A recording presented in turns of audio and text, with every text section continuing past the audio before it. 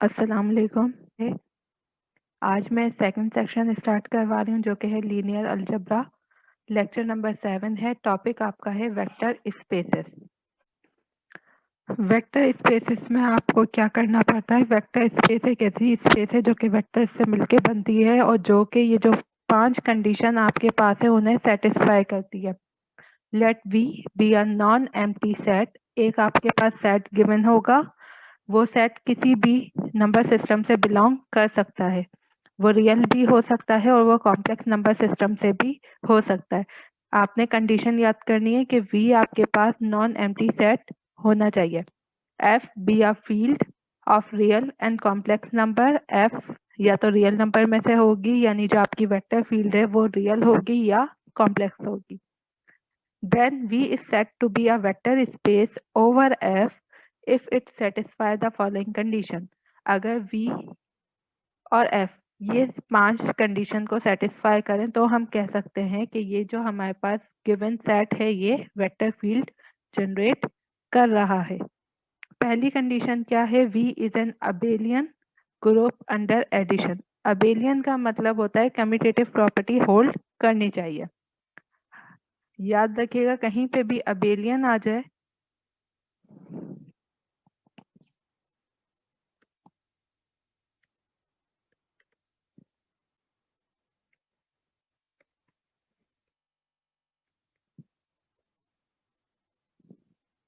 यानी V आपके पास abelian group होना चाहिए अंडर एडिशन के। जब आप V के दो पार्ट्स कर लें, एक आपने अज्यूम करना है V1, दूसरा आपने अज्यूम करना है V2, और आप जब उसे ऐड करें तो आपको दोनों तरफ जो आंसर है वो सिमिलर मिले, यानी V1 plus V2 is equal to V2 plus V1। अगर पहली कंडीशन सेटिस्फाई हो रही है तो हम सेकंड कंडीशन चेक करेंगे।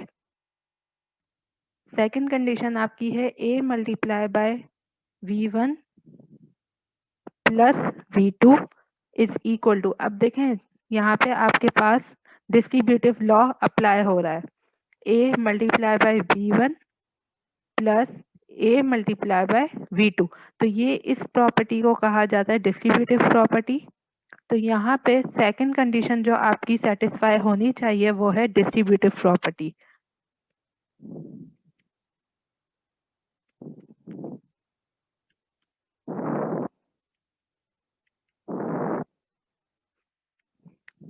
Distributive property of multiplication over addition.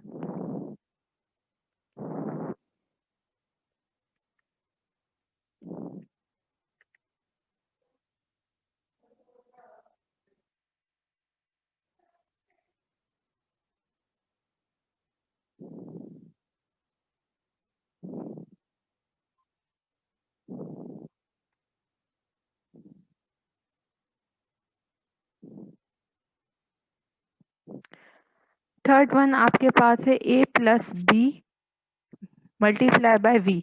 इसका आंसर भी आपके पास है AB प्लस BV। तो इस प्रॉपर्टी को भी हम कहते हैं distributive property of multiplication over addition.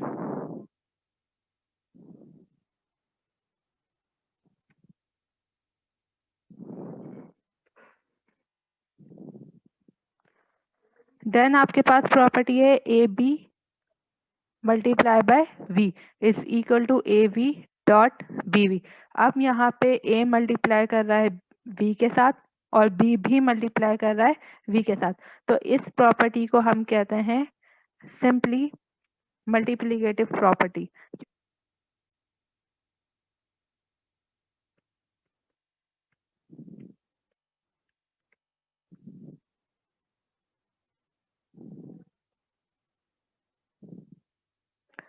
Last property आपकी है V multiply by 1 is equal to V is equal to 1 multiply by V। यहाँ पे इस प्रॉपर्टी को कहा जाता है आइडेंटिटी प्रॉपर्टी, क्योंकि 1 जो है वो आइडेंटिटी को शो करता है।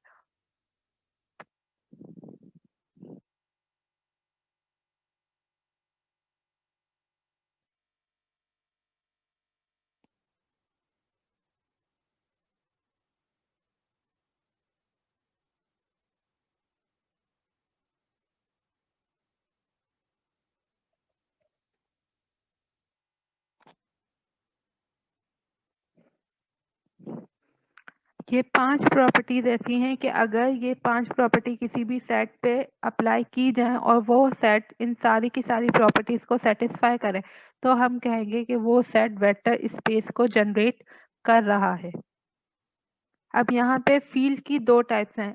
मैंने जैसे कि डिफाइन किया कि F be a field of real और कॉम्प्लेक्स नंबर। तो यहाँ पे डिफाइन किया गया है कि फील्ड या तो रियल नंबर में से हो सकती है या कॉम्प्लेक्स नंबर में से हो सकती है। तो अगर आपकी फील्ड रियल नंबर में से होगी तो हम उसे कहेंगे रियल वेक्टर फील्ड, और अगर आपकी फील्ड कॉम्प्लेक्स नंबर में से होगी तो हम उसे कहेंगे कॉम्प्लेक्स वेक्टर फील्ड।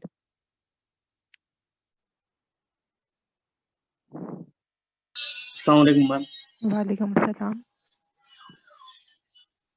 मैम इसमें जो आपने डिस्ट्रीब्यूटिव प्रॉपर्टी ऑफ मल्टीप्लिकेशन और एडिशन बताई, ये सब्ट्रैक्शन पे भी वैलिड होगा? डिस्ट्रीब्यूशन प्रॉपर्टी ऑफ मल्टीप्लिकेशन और सब्ट्रैक्शन। बेटा यहाँ पे जो V1 और V2 है इसकी वैल्यू पे डिपेंड करेगा। लेट्स सपोज अगर आपके पास V2 की जो वैल्यू है वो नेगेटिव है तो फिर आपका ये जो लॉ है ये distributive property of multiplication over subtraction पे चला जाएगा। मैम मेरा ये क्वेश्चन है सर, आपने बताया कि ये 5 कंडीशंस हैं, अगर ये कंडीशंस होंगी तो वो वेक्टर स्पेस में होगा। अगर मैम इनमें से किसी एक कंडीशन पे हमारा वो नहीं मतलब नहीं हो तो क्या फिर वो वेक्टर स्पेस में आएगा या इन 5 कंडीशंस का होना जरूरी है? बेटा 5 कंडीशंस का होना जरूरी है, जैसे कि डेफिनेशन में डिफाइन किया जा रहा है। V is set to be a vector space. वो वेक्टर स्पेस जब होगा इफ का मतलब होता है कंडीशन आ गई, अगर वो ये पांचों की पांचों कंडीशन को सेटिस्फाई करे। अगर एक भी कंडीशन वैलिड नहीं होती तो आप आगे की कंडीशन को फॉलो नहीं करेंगी, आप वहीं पे कंक्लूड कर देंगी कि ये आपके पास वेक्टर स्पेस नहीं है। अस्सलाम वालेकुम मैम। वालेकुम अस्सलाम।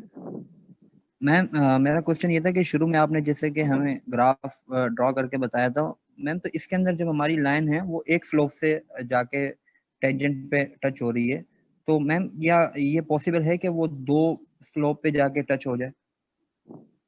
जी बिल्कुल पॉसिबल है। Example number 1, let x is equal to R cube, यानी x आपके पास लिया जा रहा है आर क्यूब से। रियल नंबर की एक फील्ड है, वहां से आपके पास एक सेट गिवन है।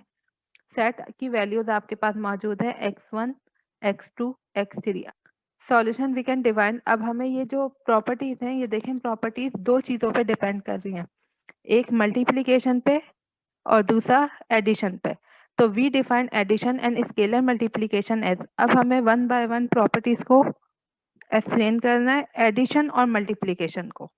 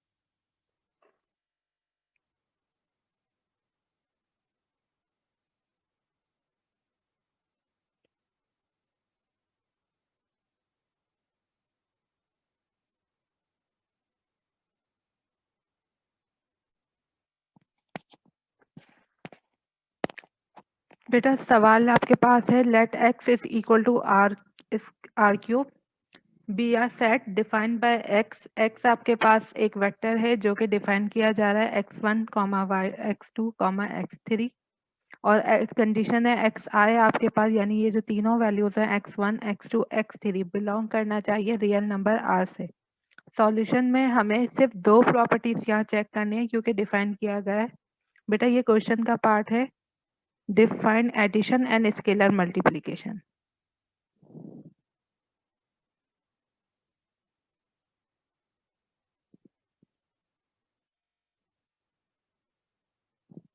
जब हमें दो प्रॉपर्टीज चेक करने का कहा जा रहा है तो हमें सिर्फ और सिर्फ ये दो प्रॉपर्टीज ही चेक करनी है। पहली प्रॉपर्टी है एडिशन की।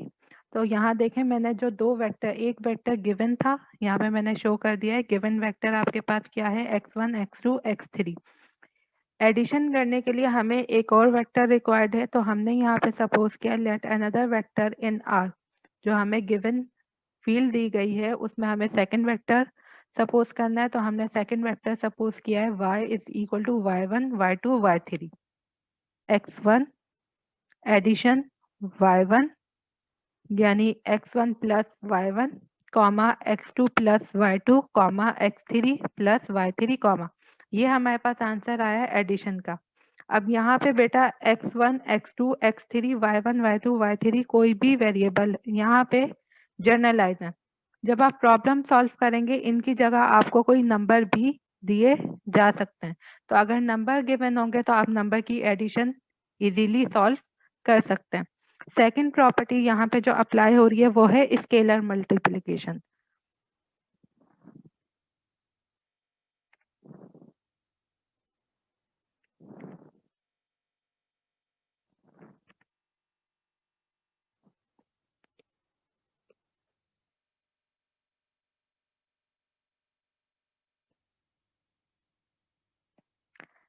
यहाँ पे हम एक स्केलर सपोज करेंगे, वो स्केलर n हो सकता है, वो स्केलर अल्फा हो सकता है। स्केलर कहते हैं किसी भी कांस्टेंट नंबर को।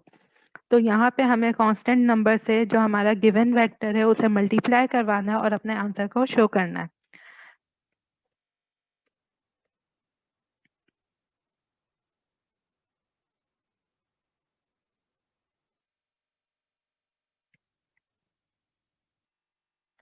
यहाँ पे मैंने जो स्केलर सपोज किया है वो k किया है।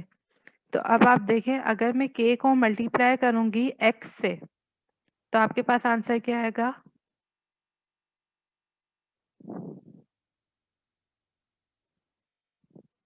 k multiply by whole vector x1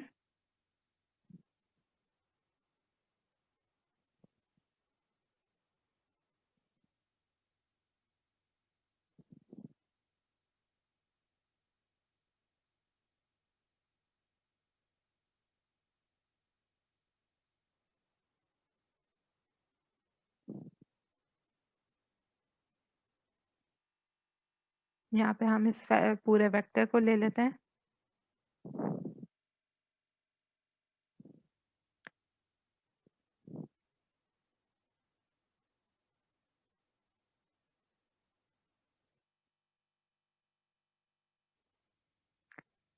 अब देखें, जब कांस्टेंट k इस पूरे वेक्टर से मल्टीप्लाई होगा तो इस वेक्टर पे कोई भी डिफरेंस नहीं पड़ेगा। ये आपके पास वेक्टर बन जाएगा kx1 kx2 और kx3। यहाँ पे वेक्टर के हर एलिमेंट के साथ हम k मल्टीप्लाई करवाएंगे।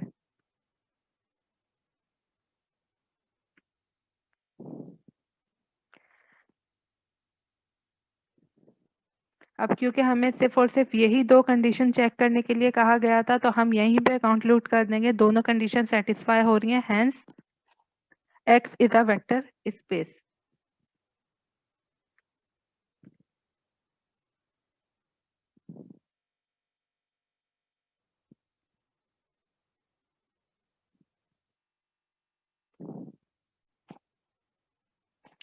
बेटा अब इसी क्वेश्चन पे अगर आपको कहा जाए कि आपने दो कंडीशन सेटिस्फाई नहीं करनी बल्कि आपने पांचों की पांचों कंडीशन चेक करनी है, तो आपके पास सवाल कुछ इस तरह का होगा, let R3 be a set defined by x is equal to curly bracket x is equal to x1 x2 x3 where xi belong to real number r, then we define all the condition of vector space as।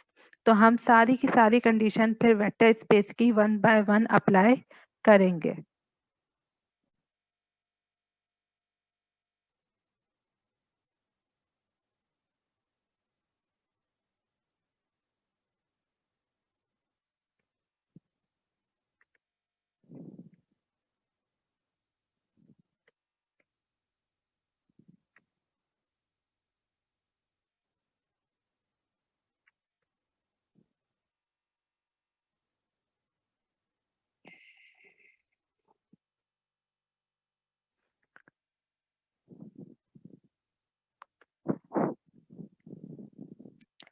बेटा अब यहाँ पे आपसे कहा जा रहा है define all the condition of vector spaces. सवाल में ही आपको इंडिकेट कर दिया गया है कि आपने सारी की सारी कंडीशन को सेटिस्फाई करना है। अब सबसे पहले तो आपने ये पता लगाना है कि आपके पास जो प्रॉपर्टी गिवन है वो अबेलियन है या नहीं है। तो हम अबेलियन ग्रुप के लिए उसी तरह से एक और वेक्टर जनरेट करवाएंगे। हमने यहाँ पे सपोज करना है अनदर वेक्टर। सबसे पहली प्रॉपर्टी आप अप्लाई करेंगे। अबेलियन ग्रुप के लिए हमें क्या करना है, हमें चेक करना है क्या x प्लस वाई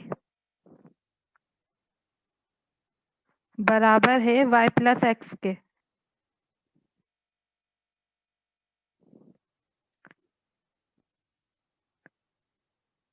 बेटा अबेलियन के लिए आपने इस चीज को चेक करना है। अब देखें एडिशन आपके पास रियल नंबर की कम्यूटेटिव होती है।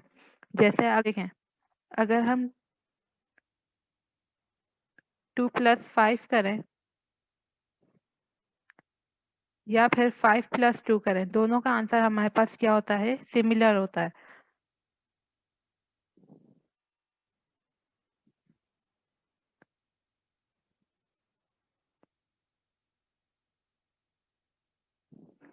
इसी तरह से आप कोई भी रियल नंबर ले लें, -1 प्लस -7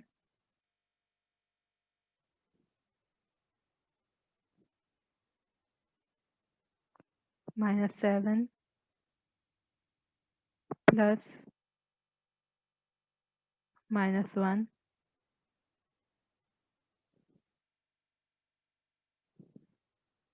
आप कोई भी रियल नंबर ले लें, ऐसा नहीं होगा कि आप उन दोनों को अगर पोजीशन चेंज करके ऐड कर रहे हैं तो उनका आंसर आपके पास डिफरेंट आए।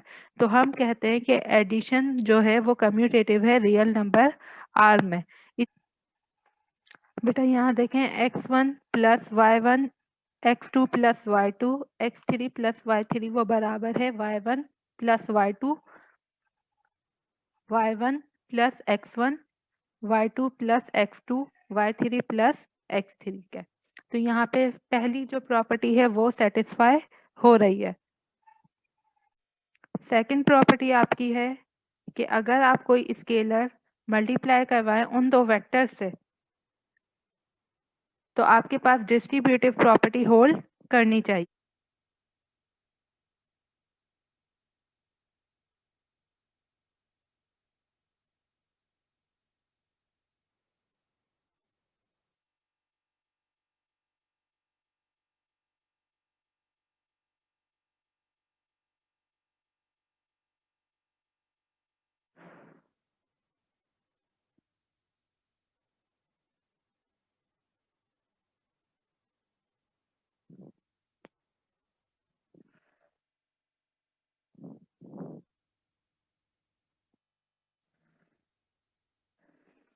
बेटा a मल्टीप्लाई करेगा पूरे ब्रैकेट के साथ, तो आपके पास ब्रैकेट के अंदर वैल्यू क्या हो जाएगी, यहाँ पे हो जाएगा ax1 + ax2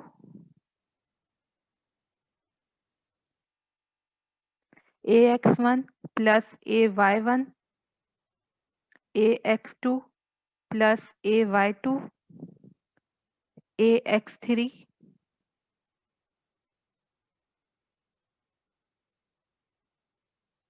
+ ay3। ये आपके पास वैल्यूज हो गई। अब इन वैल्यूज में देखें आपके पास, हमें इसको दोबारा से हमने अभी क्या चीज अप्लाई की है, हमने अप्लाई किया है a v1 v2, हमने मल्टीप्लाई कर दिया, हमें इसे इस फॉर्म में लेके आना है। अब इसे इस फॉर्म में किस तरह से हम लेके आएंगे, ax1 जितने भी x1 वाली साइड्स हैं उन्हें एक तरफ हम कर देंगे तो हमारे पास वैल्यूज हो जाएंगी ax1 ax2 ax3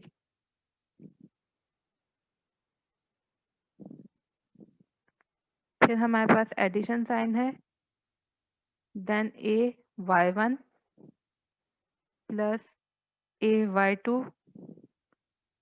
बेटा यहाँ पे कॉमा है, ay1 कॉमा ay2 ay3। इसको हम इस फॉर्म में लिख सकते हैं, a हमने कॉमन ले लिया, a v1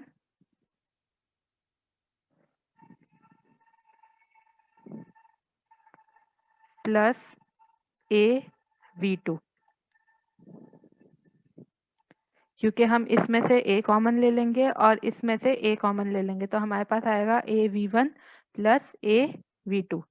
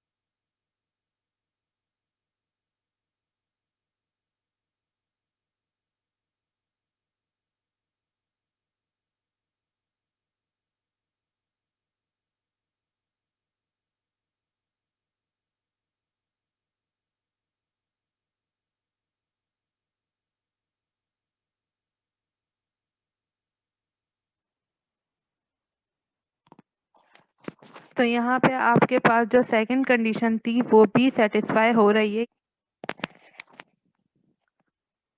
पहले तो आपके पास जो क्वेश्चन है आपने वही लिखना है, a plus B multiply by v की जगह आप लिखेंगे उसका वेक्टर जो कि है x1 plus x2 x1 comma x2 comma x3। ये आपके पास v की जगह आ जाएगा।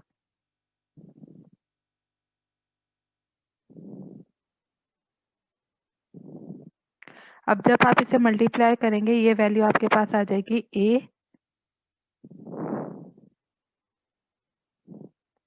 प्लस बी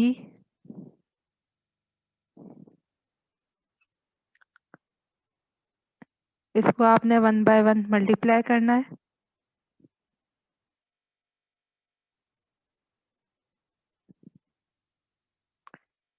मल्टीप्लाई आपने किस तरह से करना है, अभी हमने इसे एक्सपेंड किया है, a को v के साथ लिखा है और b को भी v के साथ लिखा है। जब आप इसकी मल्टीप्लिकेशन करेंगे वो इस टाइप की वैल्यूज आएंगी,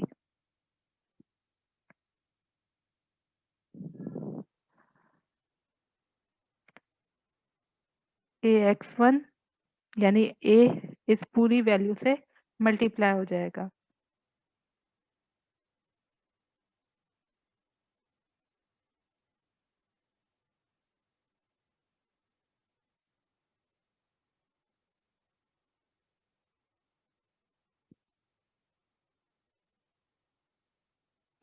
फिर इसी तरह से b इस पूरी वैल्यू से मल्टीप्लाई हो जाएगा।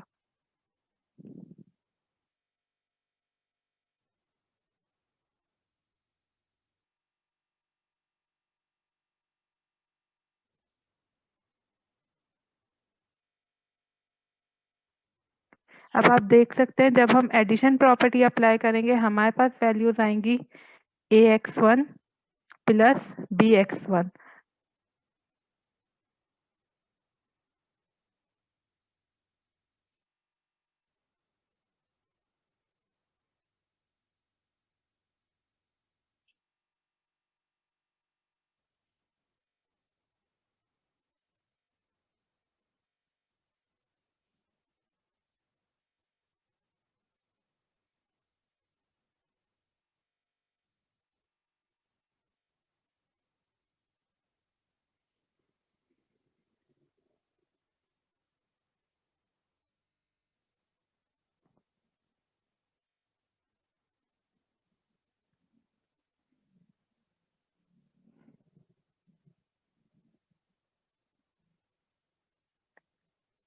अब बेटा यहाँ से हमें कॉमन लेना है x1, x2 और x3।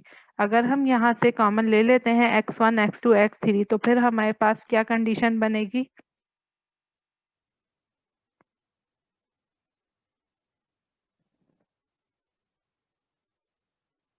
कॉमन लेने के बाद हमारे पास यहाँ पे आएगा a plus B x1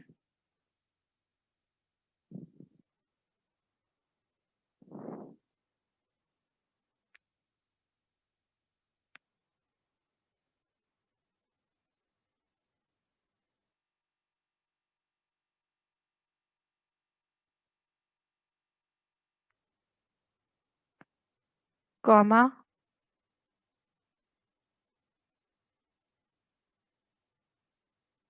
then a plus B x2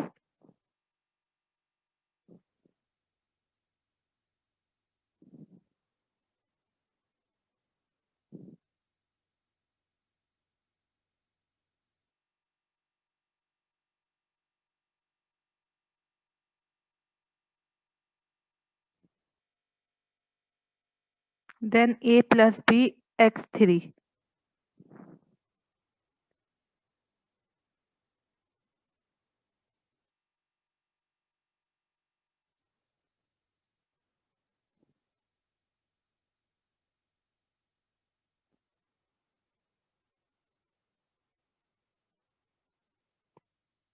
a plus B को अगर आप कॉमन ले लेंगे तीनों में से तो आपके पास वैल्यू आएगी a प्लस बी और फिर v वेक्टर बचेगा x1, x2, x3। तो इसको हम सिंपली लिख देते हैं v। अब आप देख सकते हैं हमारी ये प्रॉपर्टी प्रूफ हो गई है कि a plus B multiply by v बराबर है av प्लस bv। अब यहाँ पे जो स्लाइटली चेंज है वो किस चीज का है? आपने यहाँ पे जो आंसर लाना है वो इस फॉर्म में लाना है कि a आपके पास बाहर होगा लेकिन b अंदर ही मल्टीप्लाई करेगा। तो सब में से अगर हम कॉमन ले लें a,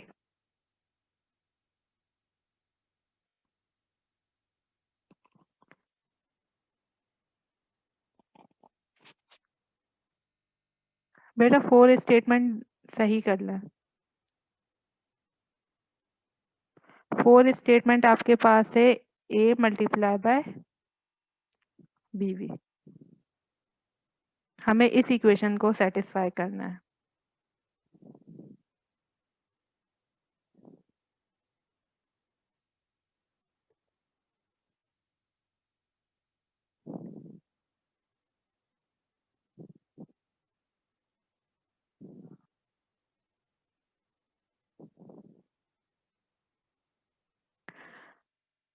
इसके हिसाब से आपने a को रखना है और मल्टीप्लाई करना है bv के साथ।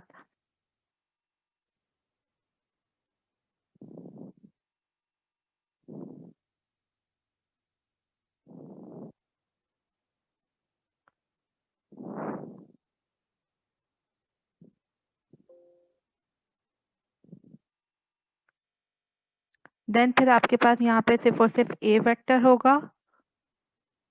बेटा सॉरी ए स्केलर है आपके पास। वेक्टर और स्केलर का आपने ध्यान रखना है क्योंकि स्केलर आपके पास सिंगल नंबर होता है, वेक्टर आपके पास मोर देन वन वैल्यू होती है।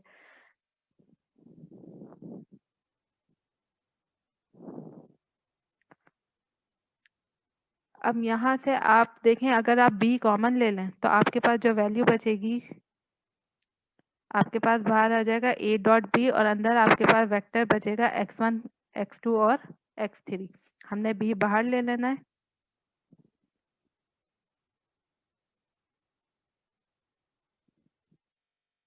यहाँ पे आपके पास है वेक्टर b।